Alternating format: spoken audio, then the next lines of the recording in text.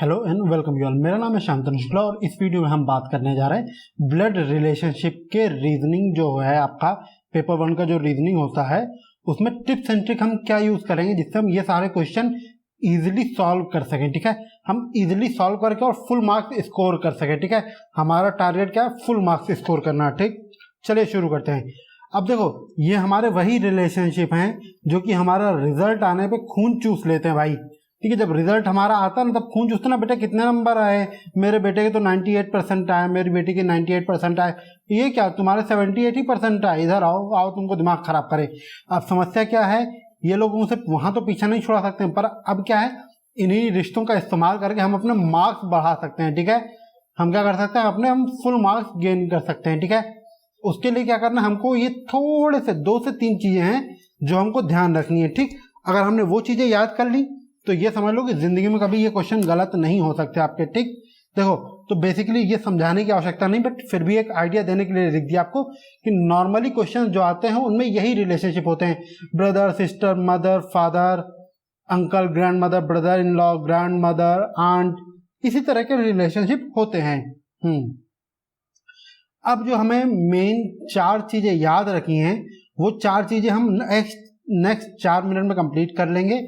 तो ये 4 चीजें अगर आपने याद कर ली है, ये 4 चीजें आपने समझ ली, तो आज के बाद ये ब्लड रिलेशनशिप के क्वेश्चन कभी नहीं बोलोगे। Let me assure you. देखो, जब हो बात अपनी जनरेशन की, आवर जनरेशन, मतलब जहां पे क्वेश्चन में देख लेना, क्वेश्चन में सिस्टर आ जाए, सेल्फ आ जाए, ब्रदर आ जाए या कजिन आ जाए, ये चारों लोग जहां पे आ जाए तो आपको किस साइन का यूज करना है?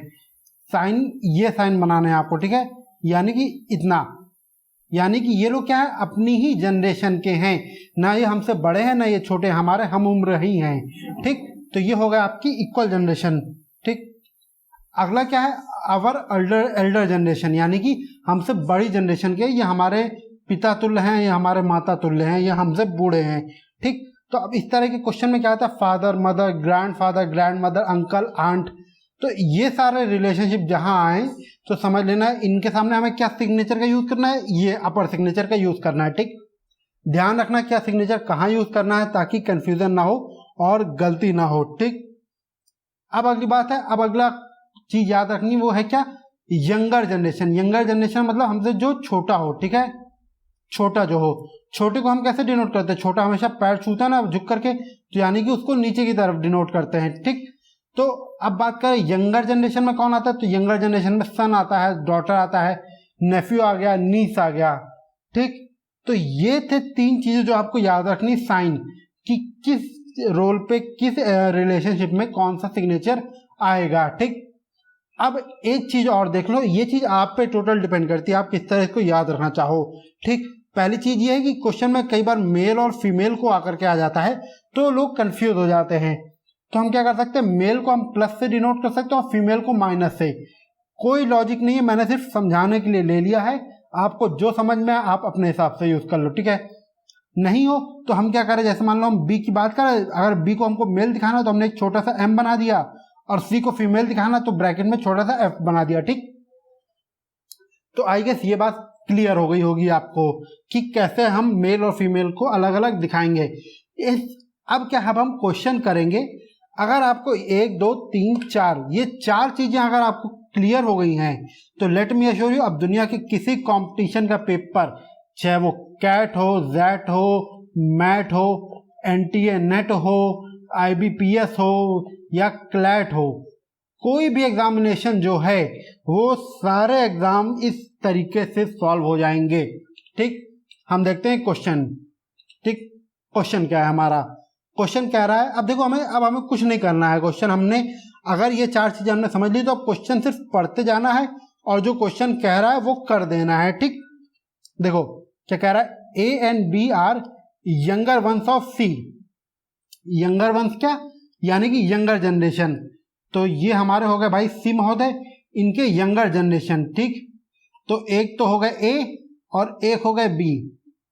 अभी देखो हमको जेंडर किसी का कुछ नहीं पता। ठीक है, तो अभी हमने सिर्फ इतना लिखा जो फर्स्ट स्टेटमेंट ने कहा। अगला क्या कह रहा है, if C is the father of A but B is not son of C. अब देखो ये दोनों ही लोग क्या थे, क्या दिखा रहे थे कि ये दोनों ही लोग इसके बच्चे हैं। ठीक। अब यहाँ पे क्या कह रहा है, सी इज फादर ऑफ ए का तो ये पिता है।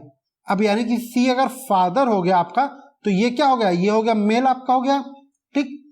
But B is not son of the C, B जो है लड़का नहीं है, बेटा नहीं है, तो अब बेटा नहीं है तो क्या बेटी हो जाएगा, ठीक है। तो यानी कि क्या निगेटिव साइन यहाँ पे लगा दिया, यानी कि ये बी अपना फीमेल हो गई, बेटी हो गई उसकी, ठीक। हाउ बी, अब क्वेश्चन कह रहा है how B and C are related, ठीक। बी और सी कैसे रिलेटेड हैं, डॉटर एंड फादर। तो राइट आंसर क्या हो जाएगा आपका, राइट आंसर हो जाएगा डॉटर एंड फादर, ठीक। अगला क्वेश्चन देखते हैं।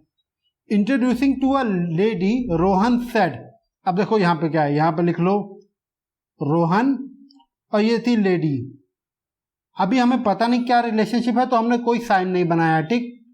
अब क्या कर रहा है, इन्होंने इंट्रोड्यूस करा रोहन ने लेडी को एंड कहा हर मदर, हर मदर कौन, लेडी की मदर, मदर को हम कहाँ पे दिखाएंगे ऊपर ना। अब her mother is the only daughter, ध्यान रखो, अब ओनली डॉटर यानी कि सिर्फ एक रिश्ता, of my mother in law, इनकी मदर इन लॉ, यानी कि इनकी mother in law, mother in law जिसको नॉर्मली हम लोग सास बोल देते हैं, ठीक है। ये इनकी सास की इकलौती बेटी थी, ठीक, ये इनकी बेटी इकलौती थी। तो how Rohan is related with the lady, अब रोहन की सास इस औरत की माँ है, यानी कि रोहन और ये औरत क्या हुए, हस्बैंड वाइफ हो गए कि नहीं हो गए, यानी कि क्या हो गया, हस्बैंड एंड वाइफ हो गए ये लोग, ठीक।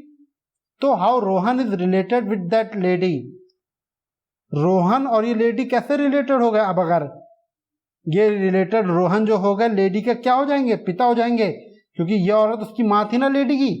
तो आंसर आपका आ जाएगा फादर, ठीक। आई गेस आपको क्लियर हो गया होगा। एक क्वेश्चन और देख लेते हैं, ठीक।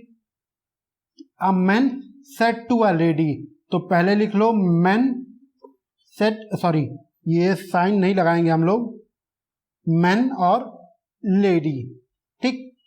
That the son of your only brother, यानी कि इस लेडी का जो एक सिंगल भाई था, इनका ब्रदर, ठीक।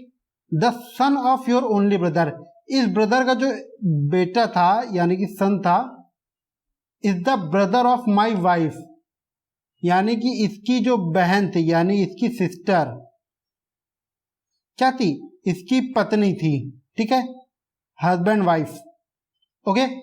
Then how is the lady related to the, sorry related with the man, यानी कि ये जो लेडी है इस आदमी से कैसे रिलेटेड। अब देखो ये दोनों तो हो गए पति पत्नी, ठीक, पत्नी, और इसका भी तो ये पिता हुआ ना, क्योंकि ये दोनों भाई बहन है, तो ये शख्स इसका भी पिता हो गया, यानी कि ये शख्स का पिता क्या होगा, ससुर होगा, क्योंकि इसकी पत्नी के पिता थे ना, तो यानी कि ससुर की बहन यानी sister of father in law, क्योंकि भाई हम ससुर को क्या बोलते हैं, फादर इन लॉ बोलते हैं, और उसकी बहन को क्या बोलेंगे, sister of father in law, ठीक।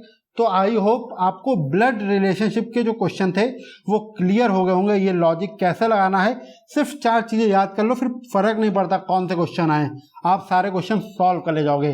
तो चलिए इस वीडियो को इतना ही रखते हैं। आई गेस आपको ये सारे क्वेश्चन समझ में आ गए होंगे। इन केस कोई क्वेश्चन आपका आता है तो आप नीचे कमेंट सेक्शन में कमेंट कर सकते हैं, या टेलीग्राम चैनल पर मेरे साथ जुड़ सकते हैं, आपको ईजी रहेगा, कन्वीनियंट रहेगा, इसका लिंक आपको डिस्क्रिप्शन में मिल जाएगा।